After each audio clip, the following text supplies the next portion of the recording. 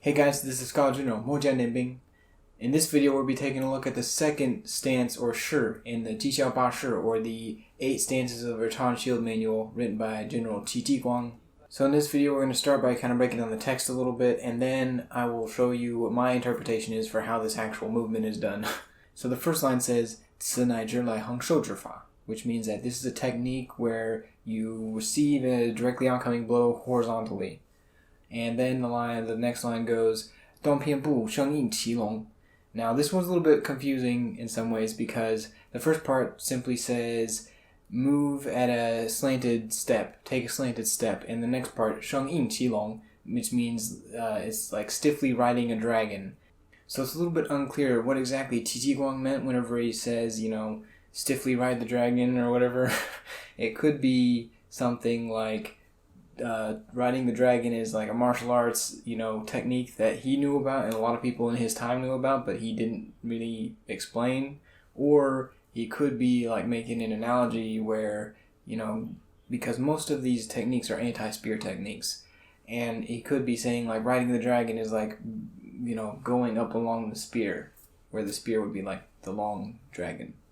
So the last line says 以近人之左, which just means that you use a technique to get it on the left side of your opponent.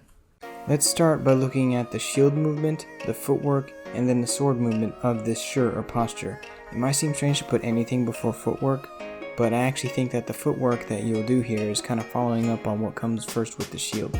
If we compare images from the 纪效新势, the 五倍要略, and the 五倍制, we can see that the 五倍制 kind of stands out because the shield in that image is held in a much more horizontal and it's held a little more higher upright. But according to the text, I actually think that, this is highlighting something key about this movement. Now, this shi or posture is supposed to enter on the spearman's left side, which means that I will be going on my right and keeping the spear on my left. And it might seem like the best way to do that is to simply take my shield and push it to the left slightly. But this has a couple issues because it becomes very easy for the spear person to simply, do a quick circle and bring his spear tip right over the top edge of my shield. Or he could do the same thing on the bottom. And the bottom will take a little bit more time to get because he has to go all the way down and back up, basically. But the main thing is, especially over the top, it's super quick and easy to just pop the spear tip right over the top of the shield if I'm just pushing it to the left. If I flatten my shield out horizontally and lift up, it actually can offer me a couple advantages. For one, because I am lifting the spear up, it means that the spear tip has to go in a bigger circle before it can come back around and get onto my chest or face or anything. In addition to that, it puts me in a good position to actually follow the spear around. If it does try to go in a circle over the top, I can follow it around, and that actually leads into a different shi or posture, which I'm not going to talk about now. Now, it might seem like lifting my shield up horizontally like this exposes, my chest underneath, but you have to remember that whenever I put the shield horizontally, the edge of the shield is really far off to my left side, and if the spear tip wants to go around the shield, it has to go all the way over the edge and come all the way back to my chest. Now let's move on to talk about footwork. You can see here that I'm starting in a position with my feet kind of close together, and I wouldn't actually be walking or holding a position like that in the actual fight, but I talked about this in my last video about the first posture of Jiguang's manual, and basically it's this stance where you bring your feet close together so that you can quickly change direction. And in this case, I would be, taking it and putting my foot off to the right so I could take my torso and move it away from the oncoming thrust of the spear. The interesting question though is, what do you do after you take this horizontal step?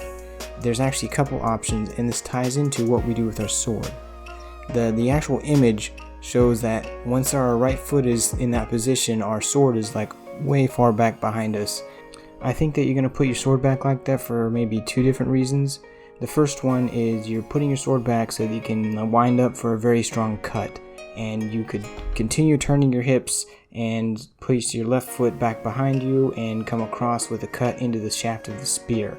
The second reason that I believe you might pull your sword back is so that Whenever you are closing in with a spear, the spearman is going to try to react in any way possible to either back up, keep distance, and also take the shaft of a spear and put it in between you and him, because he needs something to block your sword.